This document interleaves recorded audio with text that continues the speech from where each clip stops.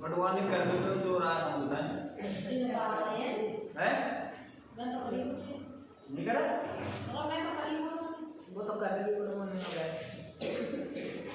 कल नहीं कब जब कब मैंने बोली तब करी ये पहले नहीं करी अभी देखिए हमने कल कानूनी संरचना को क्या किया लंबी चैन के रूप में व्यक्त किया भाई। अब ये बात आपने में से किस ने किया कर किसने किया श्याम बोला नहीं था मैंने कल मैंने आप घर पर करना मैं तो बीमार हूं अच्छा तू बीमार हो गया और जिंदगी का पवाई कर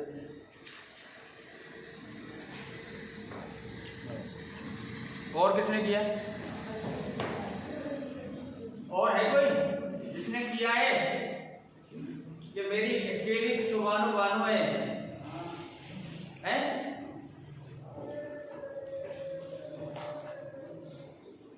और कोई नहीं किया ओए अरे दुपट्टे वाली किया तो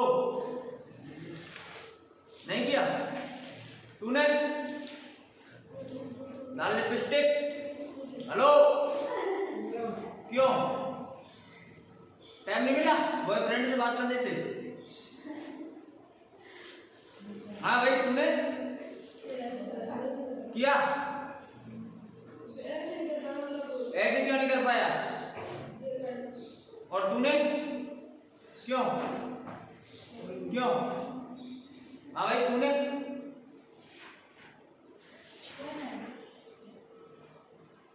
किया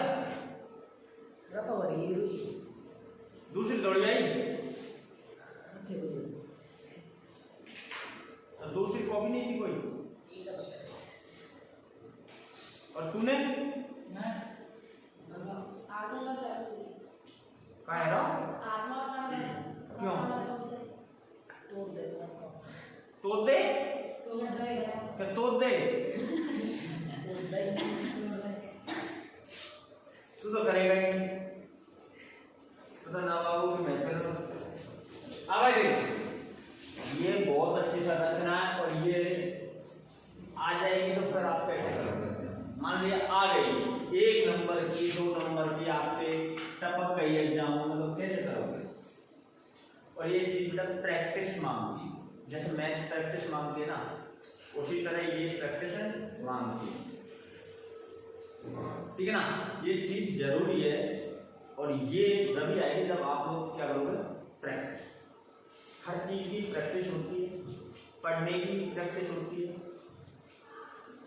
आपसे मैंने पहले भी बोला आपकी दिमाग की बत्ती यूं खुल जाएगी जो आपको भी पता नहीं चलेगा क्या मैंने कब कैसा क्वेश्चन याद कर आप कहते हो ना सर वो तो इंटेलिजेंट है वो तो सर वो करके बता देगा 5 मिनट में क्वेश्चन को कहते हो है लेकिन हम तो पूरे दिन पढ़ेंगे तब भी याद नहीं होता है नहीं दिमाग है ये माइंड है इतना सा होता है यदि हम इसे इतना बड़ा या इतना बड़ा करना चाहते हैं ना तो इसके लिए क्या होता है इसको घिसना पड़ता है इसको कार्य करवाना पड़ता है यदि ये कार्य करने में पूर्ण है तो ये एक दिन इतना बड़ा हो जाएगा और जब इससे आप कार्य नहीं करवाओगे ना तो ये छोटा सा होता जाएगा बिंदु जिसे पागल बोलते हैं ना वो होता जाएगा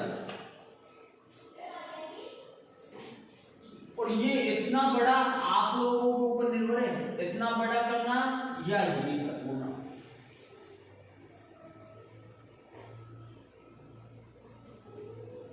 मैंने एक नियम बनाया था और सब जगह मैं वही नियम फॉलो करता हूँ ठीक है ना तुम पे भी कोई नियम मैंने लागू किया था लेकिन तुम लोगों ने मेरी बात ना अनसुनी कर दी प्रेशर नहीं देखिए यदि आप ये कार्य करो प्रत्येक दिन प्रत्येक दिन ऑल सब्जेक्ट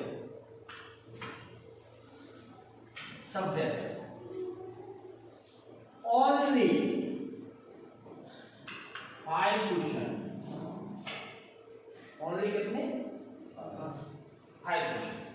5 से 6 मल्टीप्लाई करो कितने आते हैं 30 आते।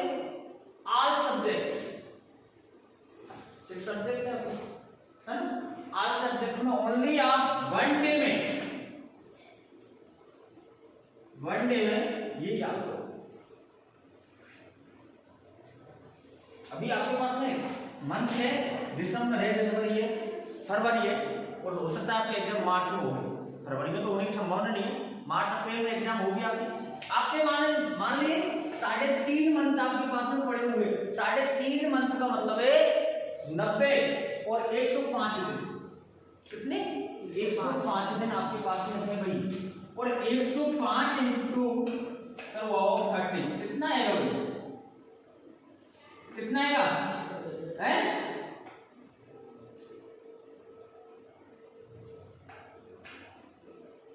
अरे यदि आप ये करते हो भाई, तो मैं ये कह रहा हूं, आप यदि ऐसा नियम फॉलो करते हो कि प्रत्येक दिन आपको 5 क्वेश्चन याद करेगा, प्रत्येक दिन, ये मूल मंत्र समझ लेना पढ़ने का। बहुत अच्छा, जिंदगी में कभी कोई बताएगा नहीं, और ये मैं दावे से कह रहा हूं, टाइम दे रहा हूं मैं आपको।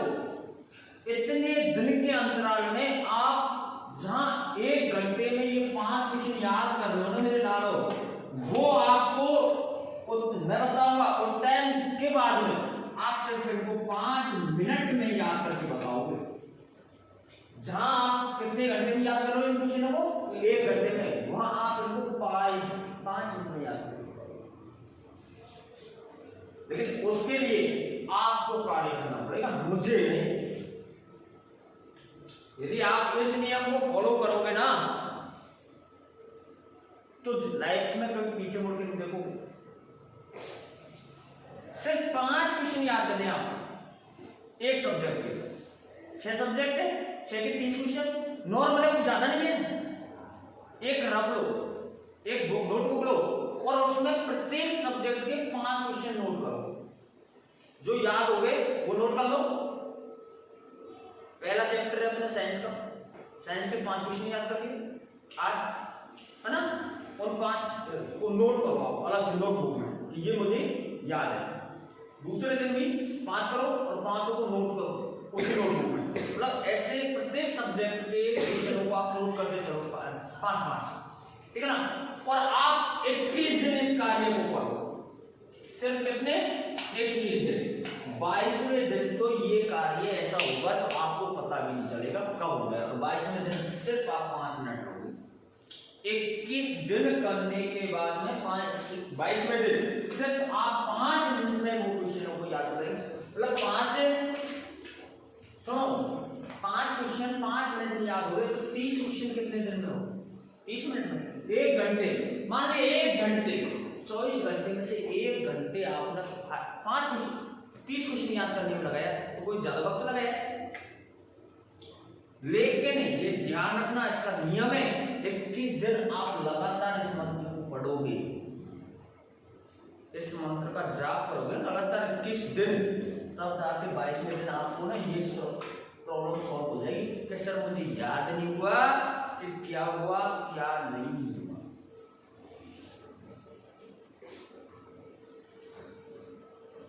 ये तभी होगा बेटा जब आप लगातार 21 दिन। पंडित जी भी कहते क्या, पंडित जी के पास नहीं जाते हो पंडित जी के पास में, देखो आते ना पंडित जी क्या कहते हैं, 21 दिन हनुमान जी के चरणों में आप हनुमान चालीसा पढ़ो, 21 दिन दीपक लगाओ। तो बेटा ये तो दिमाग की बत्ती खोलने का मंत्र बता रहा हूं मैं। कहते ना कि हमारा दिमाग काम नहीं करता, दिमाग कंप्यूटर की तरह कार्य करेगा, लेकिन जब करेगा जब आप 21 दिन इस मंत्र को काम और करके देखो। कोई बच्चा 1-2 करके देखो, जब आप मेरे से ना गुरु जी क्या आपका मंत्र कार्य,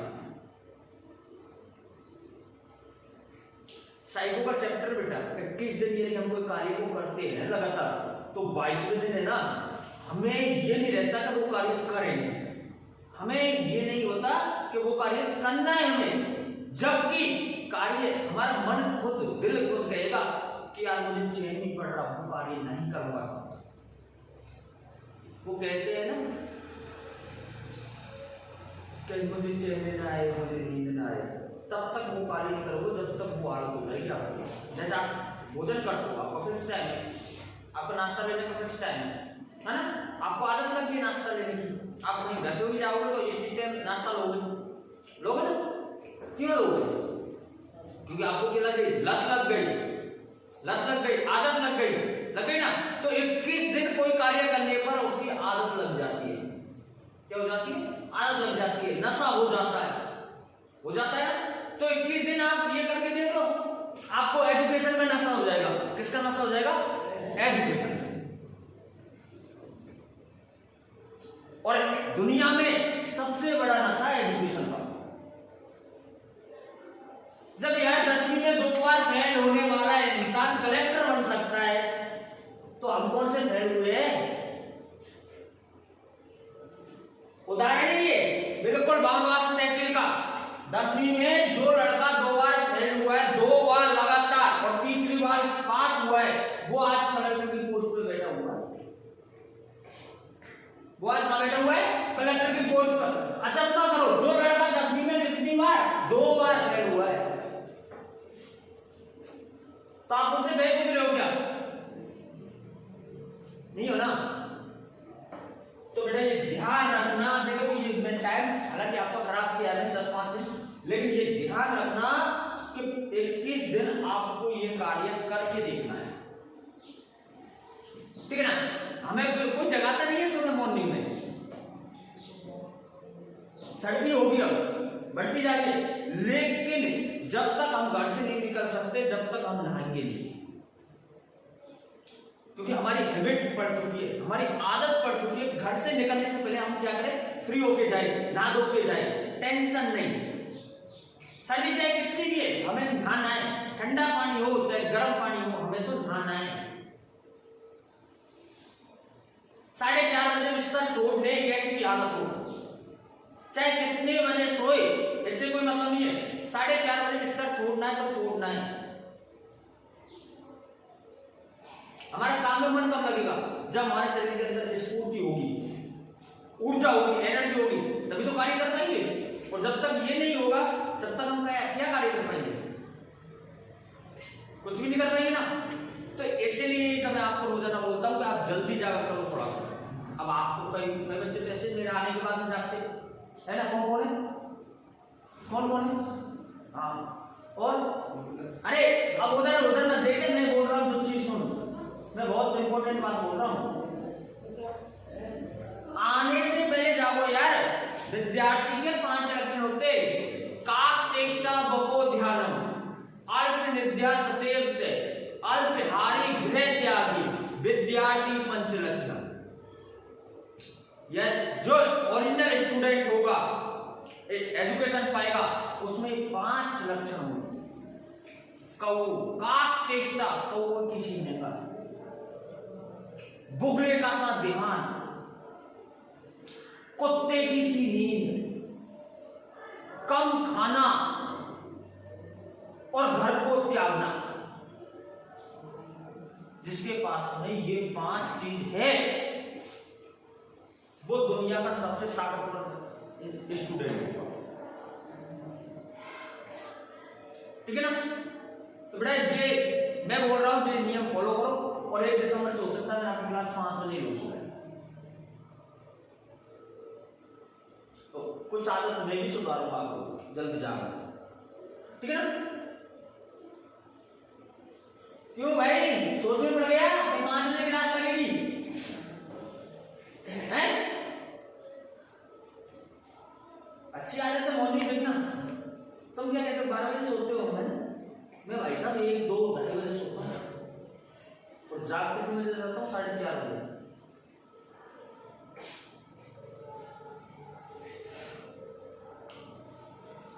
तुम खाते हो, मैं खाता हूँ, और तुमसे कम खाता हूँ। और पूरे दिन भर करता हूँ। चलो अब वो बात थोड़ा इधर दे देते हैं, बहुत टाइम खराब हो गया, लेकिन ये बात ध्यान रखना, मैं ये मंत्र बता के जा रहा हूँ, ये आपको जिंदगी में बहुत आगे ले जाएगा। सिर्फ मैं ज्यादा बात नहीं बता रहा। कितने क्वेश्चन है? 5। नियम बना लो आज से, नोटबुक ले लो अलग से, और जो याद है 5 क्वेश्चन टाइप करो, नोट करो, मेहनत करके नोट करो। भाई साहब पूछते हैं ना कि भाई साहब ये लो, ये नोटबुक लो, इसमें से कहीं से पूछ लो। अरे यार पासबुक क्यों ले भाई साहब, ये याद किया मैंने, इसमें से कहीं से पूछ लो यार, डेट बाय डेट पूछ लो, कहीं से पूछ लो। मेरी मेहनत नहीं है, मेरे इतनी मेहनत हुई है, तो भाई साहब ये आपके 150-200 क्वेश्चन देखेंगे ना, और मैंने कितने दिन से कितने दिन के बीच में किए वो तो देखो। आज कितनी तारीख है? 29 से 10 तारीख के बीच में कितने क्वेश्चन हो गए? 10 दिन के 300 क्वेश्चन हो गए ना, तो 300 क्वेश्चन पूछ लो भाई साहब, मैंने 300 क्वेश्चन याद किए, तो भाई साहब खुश होंगे कि नहीं होंगे कि चल बच्चे ने 10 दिन में कितने क्वेश्चन याद किए? 300, तो कर रहा है, हम भी खुश होंगे। अब मैं आपको नहीं यार आप पूरा चैप्टर याद करो एक दिन में भाई संभव ही नहीं है, नहीं होगा ना। जब मैं एक दिन में पूरा चैप्टर पढ़ा ही नहीं सकता तो आप याद कैसे कर सकते हो? नहीं कर सकते ना, तो इसलिए कह रहा हूं कितने क्वेश्चन, ज्यादा नहीं है, कितने क्वेश्चन? 5। कसम खा रहे हो सब मेरी, मैं मर जाऊंगा? करोगे ना इस काम को? करोगे ना? हाँ भाई है, करेगा ना? मैं कह रहा हूं 1 महीने में तू ये कहेगा गुरुजी कहीं से भी दे दो और कैसा क्वेश्चन दे दो, 5 मिनट में याद है, 1 महीने करके दे दो। सब काम करते हो 1 महीने, ये काम भी करो। देखिए भाई थोड़ा इधर ध्यान दीजिए, अब ये संरचना तो आपने बनाई नहीं है खैर, हालांकि लेकिन आपको बनानी चाहिए घर में, बहुत अच्छा बनता है और ये हमारी प्रैक्टिस होती है, ठीक है ना। आगे देखिए भाई, ये हमने देख लिया था, ये संरचनाएं देख ली थी हमने, सारी बनाई है, ठीक है ना, डेकाइन तक। और आगे देखिए क्या आता है, प्रकारात्मक समूह। भाई ये समूह होता क्या है? अभी तो हमने संरचना पढ़ी है, एल्केन की, एल्काइन की, एल्कीन की पढ़ी है ना, लेकिन सर ये प्रकारात्मक समूह होता क्या है? तो देख इसमें भाई कुछ जुड़ जाता है, अलग से जुड़ जाता है। जैसे पेन है, पेन के ऊपर क्या जुड़ जाता है? कप, पेन के कैप में जुड़ जाती है पेन, हाँ, तो इसमें भी ऐसे ही होता है। अब देखते कहां जुड़ता है, कैसे जुड़ता है, देखते या तो आगे जुड़ेगा या क्या जुड़ेगा, पीछे जुड़ेगा, या तो आगे जुड़ जाएगा या क्या जुड़ेगा, पीछे। देखते कैसे जुड़ते, चले सीधा बैठ, ये आलस मत फैलाएगा यार। अब प्रकारात्मक समूह किसी कार्बनिक यौगिकों में परमाणु अथवा परमाणुओं का समूह होता है। प्रकारात्मक समूह में क्या होता है? कार्बनिक यौगिकों में परमाणुओं का समूह होगा, है या परमाणु होंगे, या तो परमाणुओं का समूह होगा या क्या होंगे? परमाणु होंगे, जो एक दूसरे से एक विशेष प्रकार से जुड़े होते हैं। भाई ये एक दूसरे से क्या होते हैं? जुड़े हुए होते हैं। जैसे अभी मैंने बताया भाई पेन है और पेन का कैप जो है वो दोनों एक दूसरे से जुड़े होते हैं, जुड़े होते हैं। यही कारण है कि आमतौर पर कार्बनिक यौगिकों में रासायनिक अभिक्रिया का क्षेत्र है, और यही कारण से कार्बनिक यौगिकों में रासायनिक अभिक्रिया होती है। क्या होती है? रासायनिक अभिक्रिया होती है। कार्बनिक यौगिक में प्रकारात्मक समूह के रूप में ऑक्सीजन को जोड़ सकते हैं, क्लोरीन को जोड़ सकते हैं, सल्फर को जोड़ सकते हैं, नाइट्रोजन को जोड़ सकते हैं। ये प्रकारात्मक समूह के रूप में हम इनको जोड़ सकते हैं, इनको जोड़ा जा सकता है, और अन्य दूसरे तत्व परमाणु उपस्थित हो सकते हैं और दूसरे तत्व भी इसमें जोड़े जा सकते हैं। अब इनको जोड़ना कैसे? भाई इनको जोड़ना कैसे, कोई तो सीखना है। भाई इनको जोड़ेंगे तो जोड़ कैसे सकते हैं, देखिए आगे देखिए। विषम परमाणु किसी यौगिक से हाइड्रोजन परमाणु को प्रतिस्थापन करने वाले तत्व को विषम परमाणु कहते हैं। किसी कार्बनिक यौगिक उसमें से किसको प्रतिस्थापन करना है बेटा? हाइड्रोजन परमाणु को निकाल देना, जब है ना निकाल देना क्या कहलाएगा? विषम परमाणु। ठीक है ना? किसी कार्बनिक यौगिक से हाइड्रोजन परमाणु को प्रतिस्थापन करना, बाहर निकाल देना, तत्व का विषम परमाणु कहलाता है। अब वो तत्व कौन कौन से है देखिए, ऑक्सीजन है, क्लोरीन है, सल्फर है, नाइट्रोजन है। अन्य तत्व कार्बनिक यौगिकों में से कार्यात्मक समूह में के एक भाग के रूप में उपस्थित हो सकता है। कितने भाग के रूप में? सिर्फ एक भाग के रूप में उपस्थित हो सकते हैं। इस तरह के तत्व विषम परमाणु कहा जाता है। इस तरह के तत्वों को विषम परमाणु कहा जाता है। ठीक है मेरे लालो, ये कल भी देख लिया था। अब देखिए इसमें कुछ कैटेगरियां होती है, कुछ दो देखते हैं। पहली कैटेगरी अपनी हैलोजन, कौन सी? हैलोजन। अब देखिए हैलोजन में क्लोरीन, ब्रोमीन और आयोडीन आदि जैसे धातु होते हैं जो आधुनिक आवर्त सारणी के समूह 17 में स्थित है। इनको आधुनिक आवर्त सारणी जो है, वर्तमान की आवर्त सारणी है, उसके समूह नंबर 17 में इनको स्थापित किया गया है। और ये क्लोरीन है, ब्रोमीन है ना, क्लोरीन है, आयोडीन है, ये क्या है भाई? ये ध्यान रखना। आयोडीन एक ऐसी धातु है जो जिसमें क्या पाई जाती है? चमक। क्या पाई जाती है? चमक। ये बहुत अच्छी चीज है। ठीक है भाई, ये समझ गए? आगे देखो भाई, ये हैलोजन हमें प्रागात्मक समूह दे दिया भाई। हैलोजन ये कौन सा समूह दे दिया हमें? प्रागात्मक समूह दे दिया। अब देखो क्लोरीन के लिए हम क्या लगाएंगे? Cl लगाते हैं, है ना। ब्रोमो के लिए हम Br लगाते हैं और आयोडीन के लिए हम I लगाते हैं, है ना। तो ये क्या है? क्लोरो क्या है? उपसर्ग लगता है। हिंदी में होते हैं ना उपसर्ग, हिंदी में उपसर्ग लगाते हैं ना भाई। कैसे लगाते हैं उपसर्ग? आगे लगाते हैं ना उपसर्ग। तो देखिए हमें ये आगे ही लगाने, कहां लगाने? आगे लगाने। तो उपसर्ग लगाते, तो देखो क्लोरीन Cl विषम परमाणु हो गया, Cl, Br और आयोडीन हो गया। तो ये क्या है? हमें आगे लगाने। ये तीनों क्या है? हैलोजन श्रेणी में रखा गया है। तीनों को क्लोरीन, ब्रोमीन और आयोडीन, इनको किस में रखा गया? हैलोजन। और हैलोजन श्रेणी क्या कहती है? कि हम उपसर्ग है। क्या है? हम उपसर्ग, मतलब हमें तत्वों के आगे लगाया जाता है, क्योंकि हम क्या है? स्वयं उपसर्ग, और हमें हमेशा तत्वों के आगे लगाया जाता है, या हम स्वयं तत्वों के आगे लगते हैं, क्योंकि हम एक क्या है? उपसर्ग। ध्यान रखोगे? ठीक है भाई। दूसरा समूह आता है अपना एल्कोहल। ठीक है ना, किताब देख लेना, किताब में दिया हुआ है, ये दी हुई है किताब में, सारी देख लेना तो मैं बताता हूं।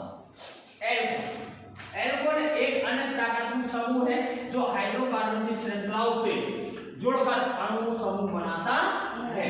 एल्कोहल आप जानते हो क्या होती है? ठीक है ना। और ये एक अन्य अलग प्रकार का क्या है? प्राकृतिक समूह। ये हैलोजन से, तो पहला तो गया हैलोजन, दूसरा आ गया अपना एल्कोहल श्रेणी, एल्कोहाइड श्रेणी। ये श्रेणी है अलग अलग, है ना, मतलब ये प्राकृतिक समूह है ना, इनके प्रकार चलते बेटा। पहला प्रकार हो गया हैलोजन हो गया। अब हैलोजन में कौन कौन आए? क्लोरीन आई है, ब्रोमीन आई है और आयोडीन आई है। ये तीन आ गए, और ये तीनों क्या है? उपसर्ग। क्या है तीनों? अब हैलोजन एल्कोहल श्रेणी में देखते कौन कौन आता है। ठीक है ना। तो एल्कोहल एक अन्य प्राकृतिक समूह है, अलग से है। ठीक है ना, जो हाइड्रोकार्बन की श्रृंखलाओं से जुड़कर अणु का समूह का निर्माण करता है, अणु समूह का निर्माण करेगा। इसमें हाइड्रोक्साइड OH, क्या है? OH हाइड्रोक्साइड, है ना, हाइड्रोकार्बन से जुड़कर एक हाइड्रोजन परमाणु को हटाकर स्वयं जुड़ जाता है। किसको हटाएगा? ध्यान रखना, किसको हटाएगा? बहुत इंपॉर्टेंट बात है। हाइड्रोजन परमाणु को हटाकर, किसको?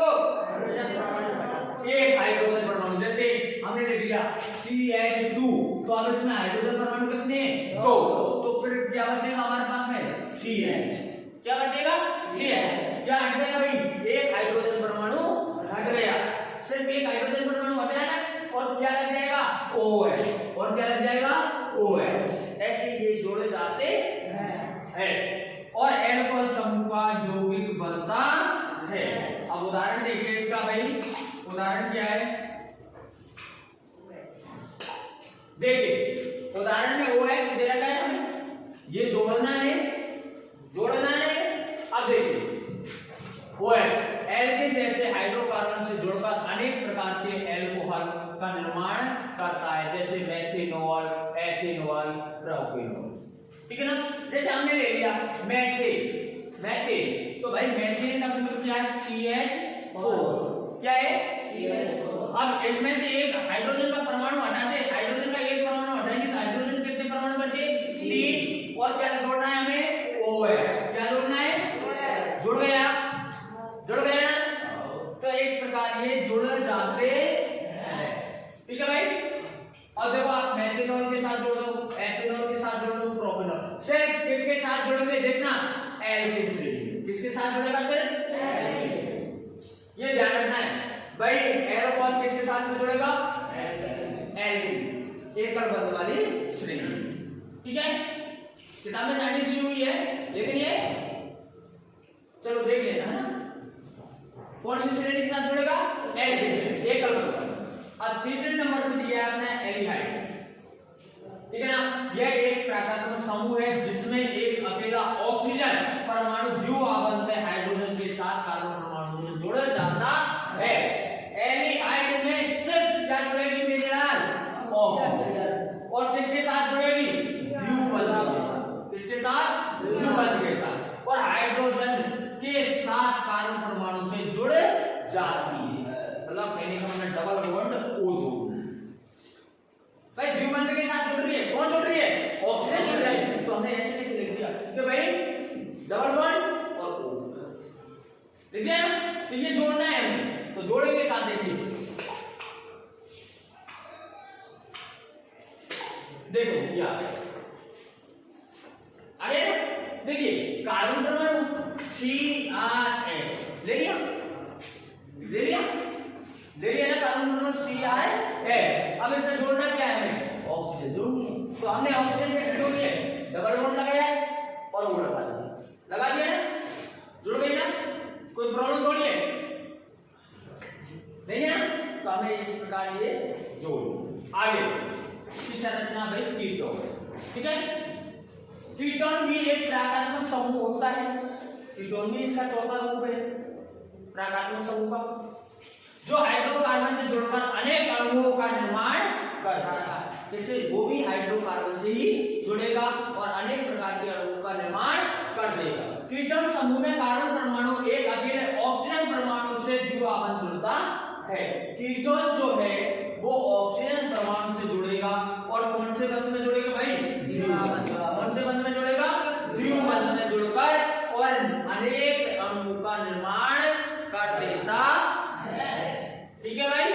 आगे देखो, ये है द्विबंध के साथ जुड़ रहा है कि नहीं जुड़ रहा? ये जुड़ रहा है ना? है जुड़ रहा है ना? भाई समझ लीजिए, जुड़ रहा है। हमें इस प्रकार जोड़ देना है, कुछ भी हो हमें तो जोड़ना है, हमें तो क्या करना है? जोड़ देना है। ठीक है ना? और कल किताब लेके आना, मैं बता दूं। ठीक है ना? आगे आगे देखिए, पांचवा है कार्बोक्सिलिक अम्ल। कार्बोक्सिलिक अम्ल यह भी एक क्या है? प्राकृतिक समूह। प्राकृतिक समूह का पांचवा भाग है कार्बोक्सिलिक अम्ल, जिसमें एक परमाणु कार्बन जिसमें एक कार्बन परमाणु ऑक्सीजन परमाणु से द्विआबंध से जुड़ा होता है।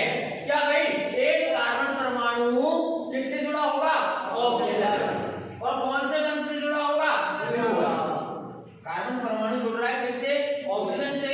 कौन से बंध से जुड़ रहा है? देखिए द्विबंध से जुड़ रहा है। और हाइड्रोक्साइड से भी जुड़ा होता है। ये दोनों से जोड़ना पड़ता है, ऑक्सीजन से और हाइड्रोक्साइड। किसको जोड़ना पड़ता है मेरे लाल? कार्बन को। अब देखो ऑक्सीजन के साथ में कौन से बंध के साथ जुड़ेगा? द्विबंध के साथ। और एकल बंध। कौन से बंध के? एकल बंध के साथ। जुड़ रहा है कि नहीं जुड़ रहा है? देख लीजिए थोड़ा सा। ऑक्सीजन के साथ में कार्बन परमाणु द्विबंध के साथ जुड़ रहा है और हाइड्रोक्साइड के साथ में एकल बंध के साथ जुड़ रहा है। ये नियम फॉलो किया है हमने, जिसमें कार्बन परमाणु ऑक्सीजन परमाणु से द्विबंध के साथ जुड़ा होता है और हाइड्रोकार्बन भी जुड़ा होता है। लेकिन हाइड्रोकार्बन कौन से बंध के साथ जुड़ा होता है? एकल बंध के साथ। ठीक है, आगे समजातीय श्रेणी। देखिए, यौगिकों की एक श्रृंखला जिसमें एक ही प्रकार के प्रकात्मक समूह कारण श्रृंखला में हाइड्रो परमाणु को प्रतिस्थापित करता है।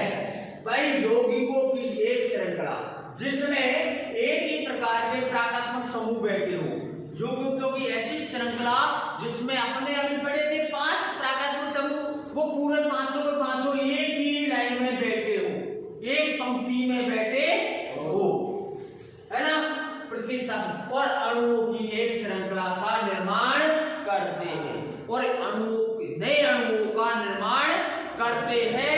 उसे क्या कहते हैं भाई? समजातीय श्रेणी। अब समजातीय श्रेणी मेरे लालो देखो, ये जैसे इसमें एल्केन के साथ कार्बन श्रृंखला बैठा दिया, है ना, समजातीय श्रेणी हेलोजन बैठा दिया ना, है ना, समजातीय हेलोजन बैठा दिया, Br बैठा दिया, इधर वो आयोडीन बैठा दिया, है ना, समजातीय श्रेणी एल्कोहल बैठा दिया, है ना, सब, और एल्डिहाइड के साथ समजातीय श्रेणी CH, O अभी OH वाला पढ़ा था ना हमने, पढ़ा था ना, वो बैठा। तो अब ये एक ही सारणी में बैठ गए सारे, एक सारणी में बैठ गए ना, प्रकात्मक समूहों को एक सारणी में बैठा के नए अणुओं का निर्माण करना समजातीय श्रेणी कहलाती है। तो ये हमारी कौन सी श्रेणी बैठी बन गई बेटा? समजातीय श्रेणी। देखते आगे,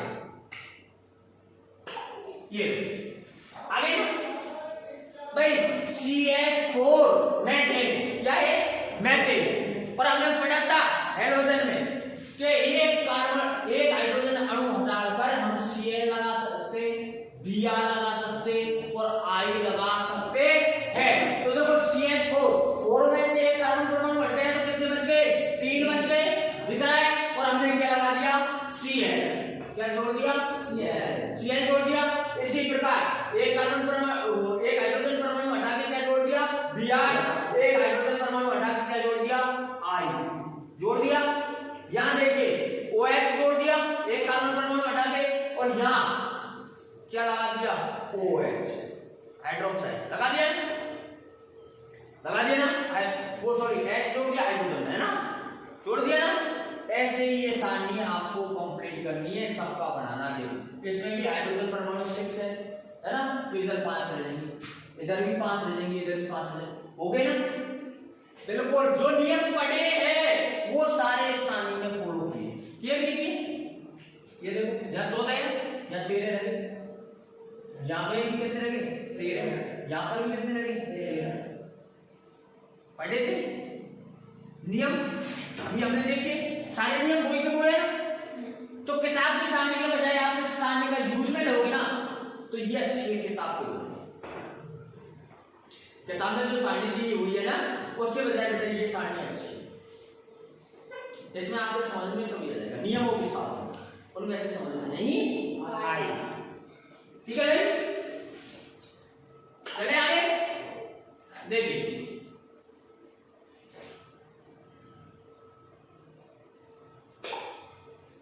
समजातीय श्रेणी का उदाहरण देखिए। समजातीय श्रृंखला में बढ़ते अणु द्रव्यमान, ठीक है ना। जब किसी समजातीय श्रेणी में आणविक द्रव्यमान बढ़ता है तो उसके किसमें चेंज हो जाते? भौतिक गुणधर्मों में क्रमबद्धता दिखाई देती है, बढ़ते हुए दिखाई देते हैं। ऐसा इसलिए होता है क्योंकि आणविक द्रव्यमान के बढ़ने के साथ साथ गलनांक और क्वथनांक में भी वृद्धि आ जाती है। यदि आयनिक द्रव्यमान बढ़ेगा तो उसका तत्व का गलनांक और क्वथनांक जो है वो भी बढ़ जाएगा। भाई आयनिक बढ़ेगा, आयनिक मतलब वो प्रबल होगा, मजबूत होगा, तो ज्यादा ऊष्मा की आवश्यकता पड़ेगी, उसका गलनांक लेट होगा, ज्यादा ताप की जरूरत पड़ेगी, नहीं पड़ेगी क्या?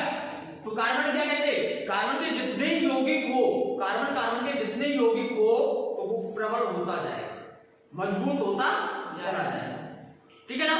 तो वही चीजें यहाँ पर गलनांक और क्वथनांक में वृद्धि आ जाएगी कब, जब उनके आयनिक द्रव्यमान में वृद्धि होगी, है ना। तो इसे नोट कर लेना, आयनिक द्रव्यमान में वृद्धि कब होगी, जब कार्बन के, ऐसे करना, कार्बन के यौगिकों का गलनांक में क्वथनांक में वृद्धि कब होगी, जब कार्बनिक यौगिक के आयनिक द्रव्यमान में वृद्धि होगी, ठीक है ना, लगा लेना। आगे देखो, किसी विशेष विलायक में विलेयता और जैसे भौतिक गुणधर्म भी इसी प्रकार की क्रमबद्धता दर्शाते हैं, किंतु पूर्ण रूप से प्रकारात्मक समूह के द्वारा सुनिश्चित किए जाने वाले रासायनिक गुण समजातीय श्रेणी में एक समान बने रहते, ठीक है भाई। जो रासायनिक गुण है वो समजातीय श्रेणी में एक समान कब बने रहते, क्वेश्चन है, रासायनिक गुण समजातीय श्रेणी में एक समान कब बने रहते, कब बने रहेंगे, जब किसी विशेष विलायक में विलेयता जैसे भौतिक गुण भी इसी प्रकार क्रमबद्धता दर्शाते, 1 2 3 4 ऐसा क्रम दर्शाते हैं, किंतु पूर्ण रूप से प्रकारात्मक समूह द्वारा सुनिश्चित किया जाते हैं कि भाई पूर्ण रूप से हम ये देख सकते हैं कि वो प्रकारात्मक समूह है या नहीं। तो रासायनिक गुण समजातीय श्रेणी को एक समान बने है, ठीक है भाई। आगे देखिए, कार्बनिक यौगिकों का नामांकन बहुत अच्छा है, कार्बनिक यौगिकों का नामांकन आप तुरंत कर सकते हो। मैंने बताया था शुरू में प्रैक्टिस करवा दी, संरचना बनाई थी बेटा, सूत्र से बनाया था, आगे के पूर्व लगन याद करें, पीछे के अनुलग्न याद किए थे ना, पूर्व लगन मैथ एज प्रो यूज पेट हेक्सेट है ना, और इधर एन इन और आइन किए थे ना, उनसे हम क्या कर लेंगे, नामकरण कर सकते हैं। यदि आपको याद है तो आप नामकरण कर सकते हैं। देखो, कार्बनिक यौगिकों को व्यवस्थित ढंग से नामकरण कहते हैं, उनको बढ़िया ढंग से व्यवस्थित करो और व्यवस्थित करके उनका क्या करो, नामांकन करो, उनको नामांकित कीजिए तो उसको नामकरण कहते हैं। और IUPAC नाम, इस नामांकन से बनने वाले नाम को IUPAC नाम कहते हैं, ठीक है भाई। हाइड्रोकार्बन का नामकरण मैं आपको एक दो बता देता हूं। हाइड्रोकार्बन अणुओं में कार्बन परमाणु के उपस्थिति के अनुसार नामकरण इस प्रकार होता है, देखो किस प्रकार होता है। कार्बन परमाणु एक, कार्बन परमाणु C1 ले लिया, क्या ले लिया, C1 ले लिया, ठीक है ना। तो C1 पर कौन सा है, ठीक है ना। अब एल्केन है तो N लग जाएगा, ब्रैकेट में क्या लगा दिया हमने, N, तो क्या बन गया, लगा दिया एक अलग। यदि इन लगाते तो इन और आइन लगा देते तो बढ़ गए नामकरण, हो गए ना। इसी प्रकार से नामकरण होंगे, ठीक है भाई। देखिए इसी प्रकार से हो रही है, आप हमको एक अलग वाली श्रेणी पूरी दी हुई है, दी है ना, इसमें हो गए। ऐसे ही हम देखें आगे, देखो अभी हमने पढ़ा है Cl लगाया है, Cl लग रहा है, देखो इसका नामकरण क्लोरोबेंजीन हो गया है ना, क्लोरोएथिन हो गया, क्लोरोप्रोपेन हो गया, क्लोरोब्यूटेन हो गया, क्लोरोबेंजीन हो गया, क्लोरोएथिन हो गया कि नहीं हुआ, सर बस क्या किया हमने चेंज, यहाँ क्लोरो आगे लगा दिया, क्या लगा दिया, क्लोरो, जो कि ये क्या है भाई, क्या है ये, इसलिए क्लोरो हमने कहाँ लगा दिया, आगे लगा दिया ना। हाँ चले थोड़ा देखो, ब्रोमो भी एक उपसर्ग है, ब्रोमो भी क्या है, उपसर्ग है, जो क्या लगा दिया हमने आगे, ठीक है भाई। आयोडीन भी क्या है, उपसर्ग, तो लगा दिया आगे, ठीक है। और देखो ये नॉल वाला पढ़ा था हमने, वो H